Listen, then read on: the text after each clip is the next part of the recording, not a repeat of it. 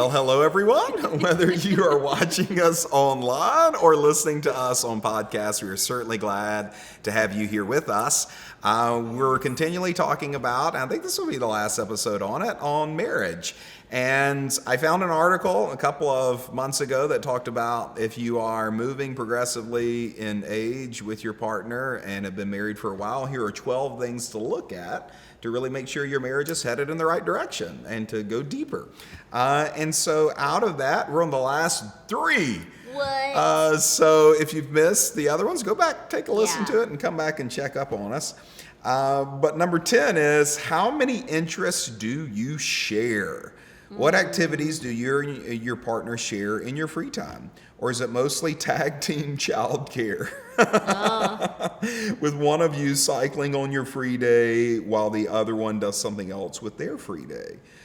We are great at constructing reasons to avoid our partner when the relationship feels difficult, but relations will get difficult. They require work, fun, and couple time.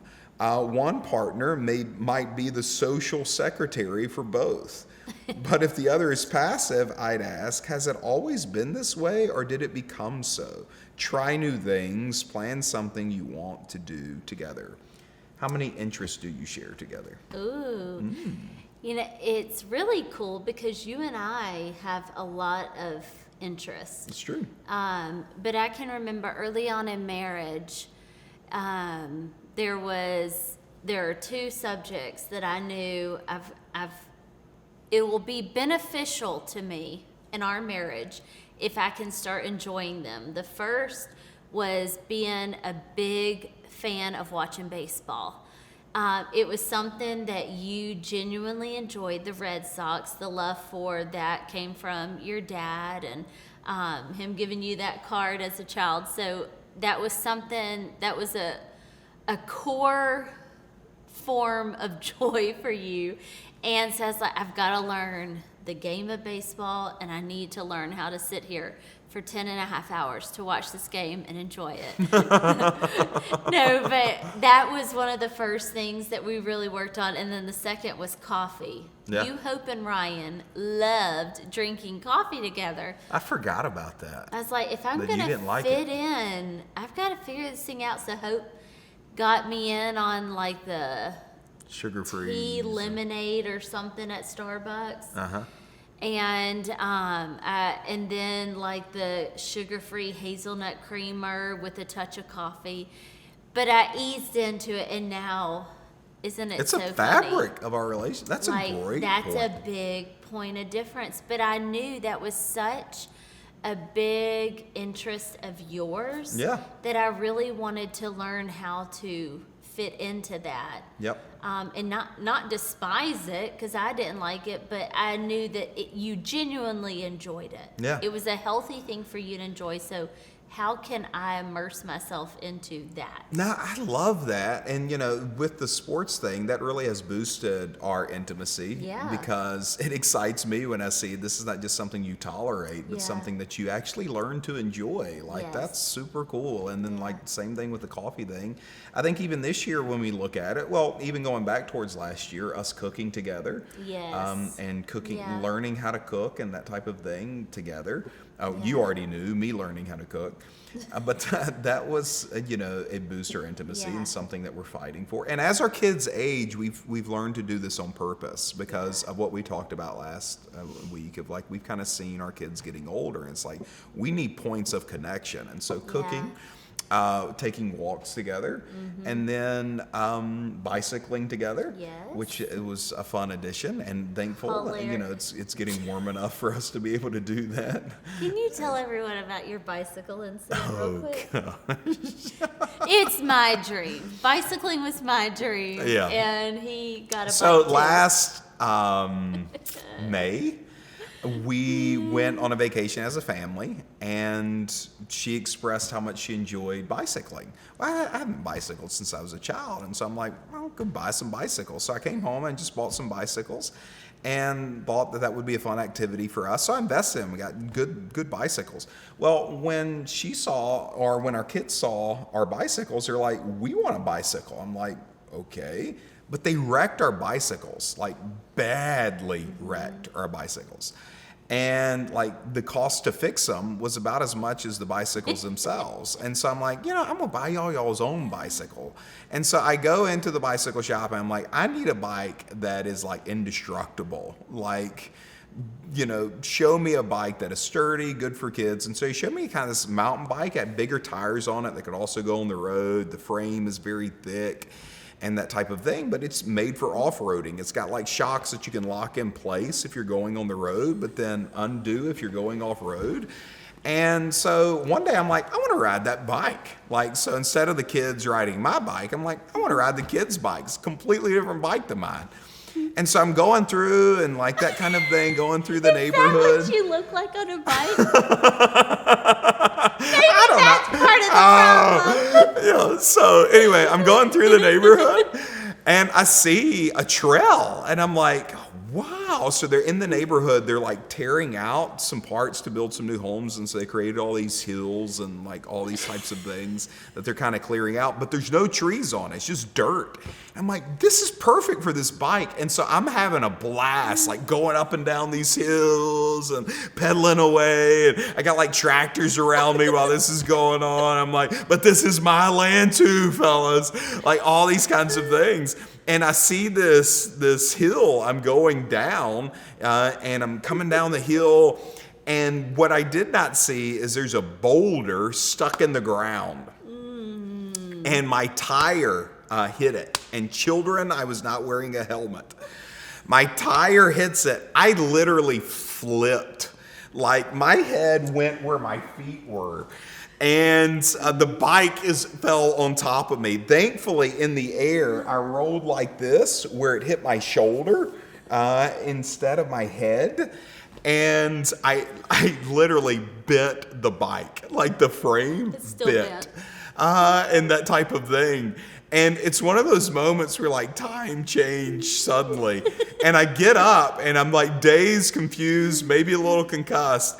And all the construction people are rolling. No one is offering any help.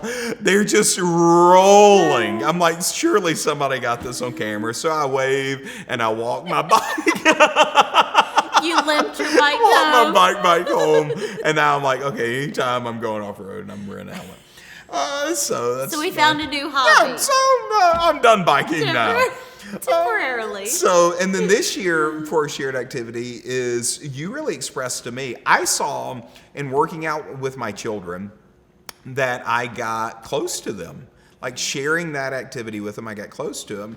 And you expressed and saw that, and it's like, I want you to work out with me. Like, we're fighting over him. Just to be a children thing. And I'm like, okay. So we started working out together, and that has been a big boost of our marriage, and in a weird, funny way. Mm-hmm. But I think it's one of those things of like so much of so much of our lives are lived surprisingly alone, where like we're at work and we see all these things at work and our partner doesn't see them.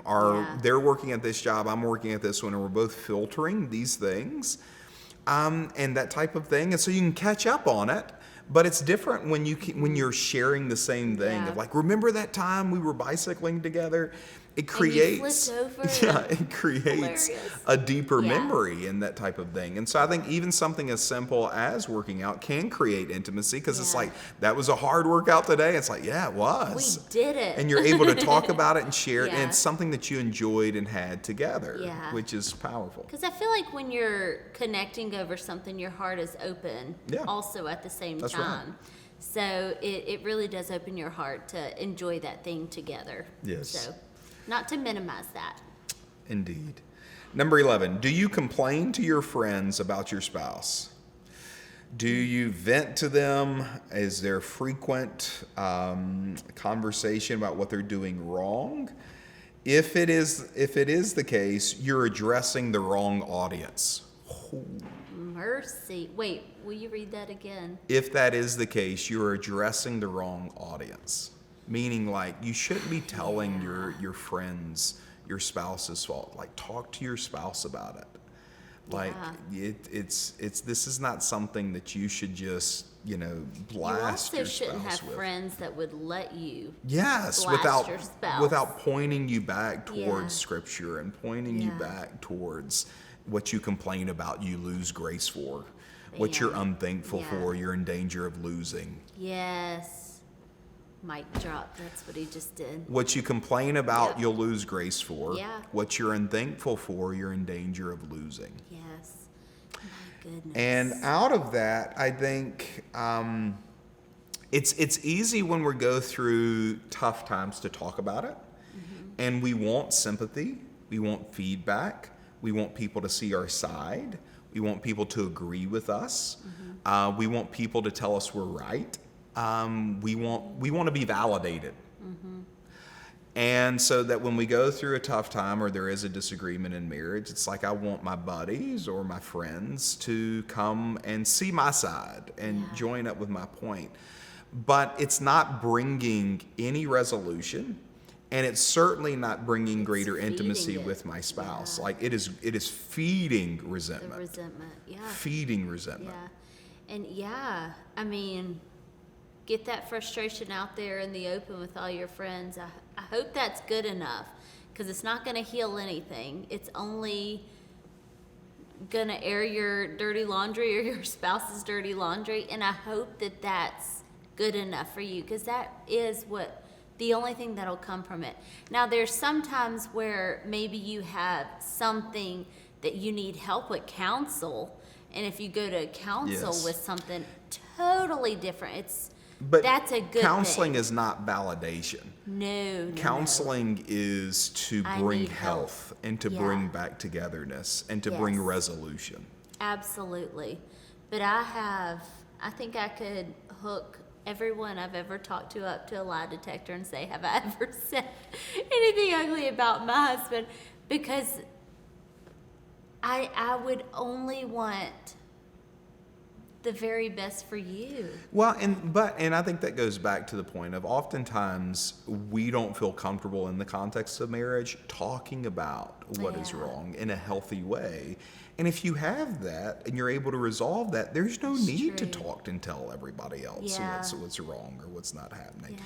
So once again, this is not like don't go to a mother or father or a pastor or a friend and be like, I'm facing blank, what do I do?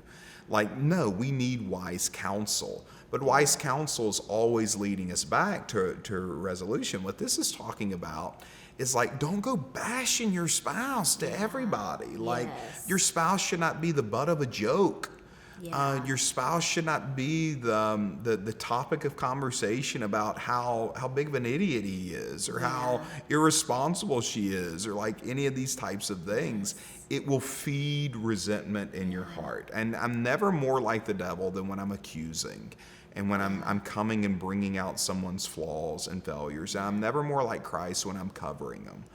Yes. And when I'm having a spirit of mercy and love and compassion. And so I think that it's just wise to stay away from any type of bashing of the spouse, belittling of the spouse. Well, even in scripture where it points out the difference in Noah's sons, the sons who went out and exposed his sin, the who went out and exposed where Noah slipped and fell short of perfection, and then it commends and sets the example for us that the son who walked in backwards and covered Noah, covered him in what wasn't his best moment. It's like, be that guy, be that person that even if your spouse, which my spouse is near perfect, but even when your spouse might not have been at their best, that is the most perfect time to have grace and mercy and go in and cover that very thing. Yep,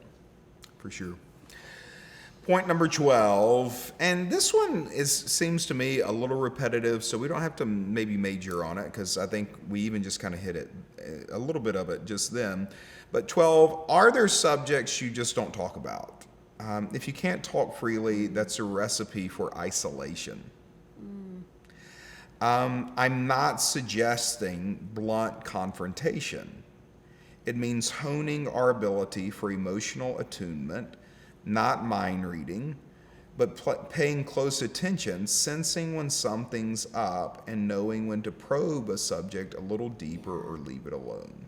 Yeah. Having that where there's nothing off limits, but I'll have enough emotional intelligence to read when to talk about this, how to go about talking about it, all of those kinds of things. But coming where it's like I'm being open and honest about the issues, about my desires, about what I need, and that we're giving that to each other. Yeah.